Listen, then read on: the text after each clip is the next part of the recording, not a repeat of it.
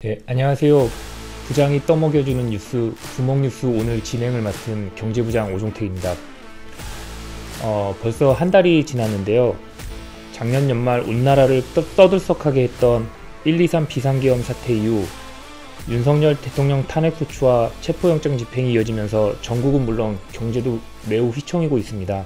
이번 시간에는 기획재정부를 출입하면서 세종 취재팀장을 맡고 있는 경제부 안호균 기자와 함께 작금의 경제 상황을 짚어보고 최성목 대통령 권한대행 체제가 장기화할 경우 우리 경제에 어떤 영향을 미치는지 살펴보도록 하겠습니다. 자, 안호균 기자. 예, 안녕하세요. 경제부 안호균 기자입니다. 123 비상계엄과 대통령 탄핵 사태 이후 경제에 대한 우려의 목소리가 커지고 있는데 지금 경제에 대한 하강 조짐도 있고 이런 경제 상황 어떤가요, 지금? 예, 올해 한국 경제는 경기 하강 조짐이 뚜렷합니다. 한국은행은 올해 우리나라의 경제 성장률을 1.9%, 기획재정부는 1.8%로 전망하고 있습니다. 해외 기관들의 전망은 더 부정적인데요. JP모건은 한국의 성장률 전망치를 1.7%에서 1.3%로 0.4%포인트나 낮췄습니다.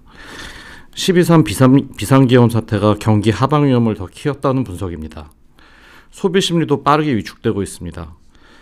지난해 12월 소비 심리 지수는 88.4로 전월보다 12.3포인트나 하락했습니다. 코로나 팬데믹 시기였던 2020년 3월 이후 4년 9개월 만에 가장 큰 하락폭입니다. 내수를 꽁꽁 얼어붙었던 코로나 시기 이후 가장 좀 소비 심리가 위축됐다는 내용인데 자본시장이나 금융시장은 지금 어떤 상황인가요?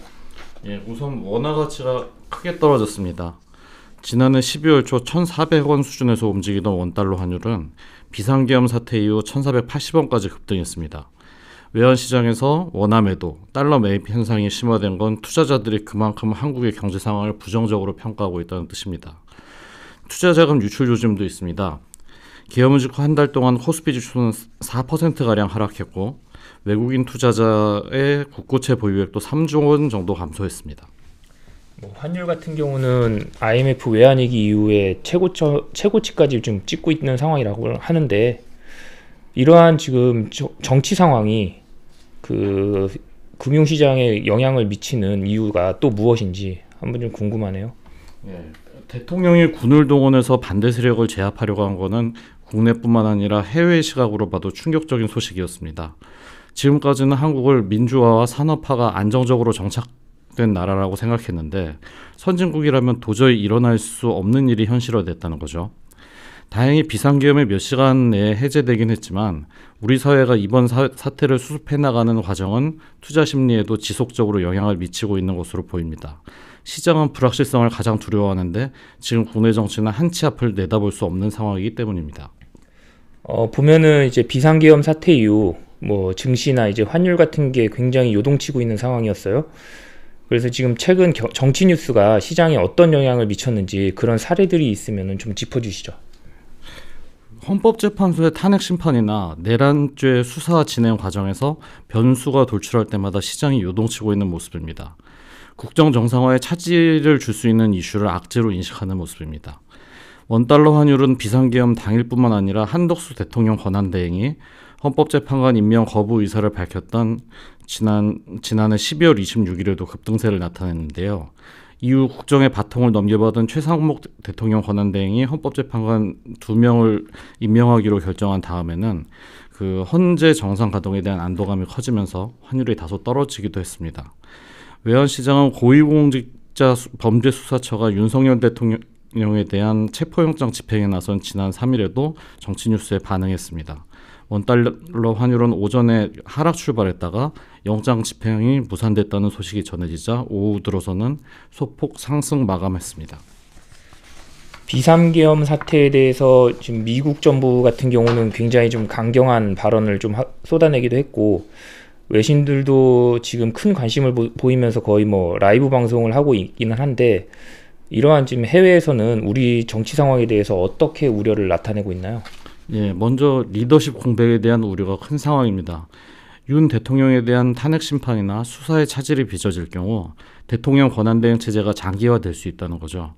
최근 윤 대통령 체포영장 집행 과정에서 벌어지고 있는 혼란으로 인해 한국의 사법 시스템에 대한 불신도 커지고 있습니다.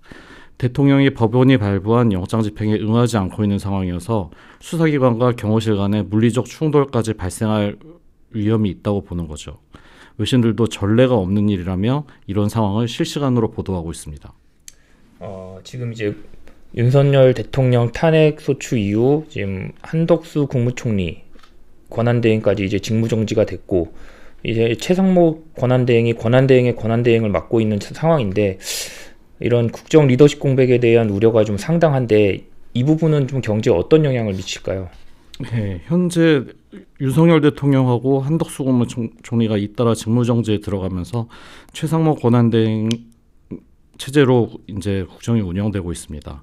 리더십 공백 상황은 단기적인 시장 움직임뿐만 아니라 중장기적인 경제 상황에도 영향을 미칠 수 있다는 분석입니다. 우선 이달 중 미국에서 도널드 트럼프 신행정부가 출범하는데요. 권한대행 체제로는 트럼프 2기 행정부와 원활한 소통이 어려울 거라는 게 대체적인 분석입니다. 트럼프는 미국으로 수입되는 모든 제품에 10%에서 20%의 보편 관세를 부과하겠다는 공약을 내세우는데요.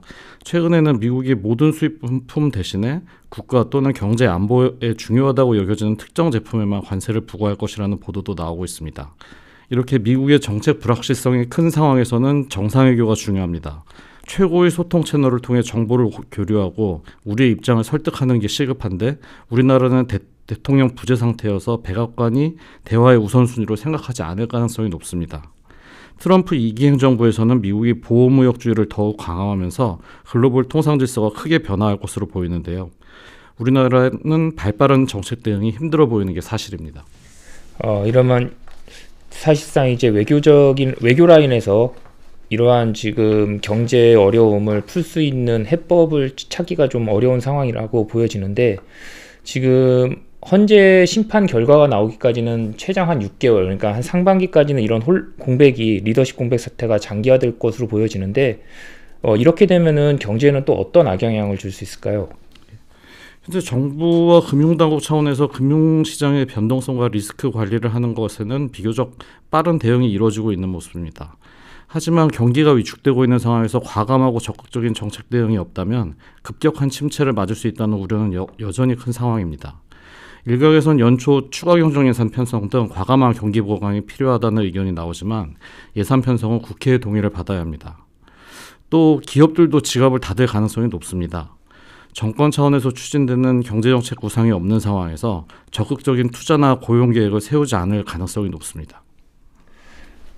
그러면 이제 정부 같은 경우는 지금 최상목 대통령 권한대행을 중심으로 해서 이런 위기 상황에 대한 돌파구를 좀 마련해 보려고 할 텐데, 지금 이 위기 상황에 대해서 정부는 어떻게 대응하고 있는가요? 최상목 권한대행은 경제 안정의 최우선 목표를 두고 국정을 운영하고 있는데요. 트럼프 2기 행정부 출범에 대비해 외교부, 산업통상자원부 등이 참여하는 대외경제 현안 간담회를 구성했습니다. 경제부총리와 한국은행 총재, 금융위원장, 금융감독원장이 참여하는 F4 회의도 매주 직접 주재하기로 했습니다. 1월 27일 임시공휴일 지정 등을 포함한 설 민생대책도 곧 발표할 예정입니다. 하지만 가장 시급한 건 정치 불안이 경제로 전이되지 않도록 하는 것입니다. 정치권이 시급한 경제 문제에 있어서만큼은 대화 테이블을 복원할 필요가 있어 보입니다. 최 권한대행은 8일 고위당정협의회에서 민생과 경제 안정, 대외 신인도 관리를 위해 여야정이 머리를 맞대야 한다며 국정협의체 가동을 제안하기도 했습니다. 최상목 권한대행의 역할이 어느 때보다 더 중요해질 것으로 보여지는데요. 정치권도 정쟁에서 벗어나 머리를 맞대고 경제위기에서 벗어날 수 있는 해안을 마련했으면 합니다. 123 비상계엄 사태 이후 한국 경제가 어려움을 겪고 있는 이유에 대해서 살펴봤습니다. 이상으로 구멍뉴스 마치겠습니다. 감사합니다.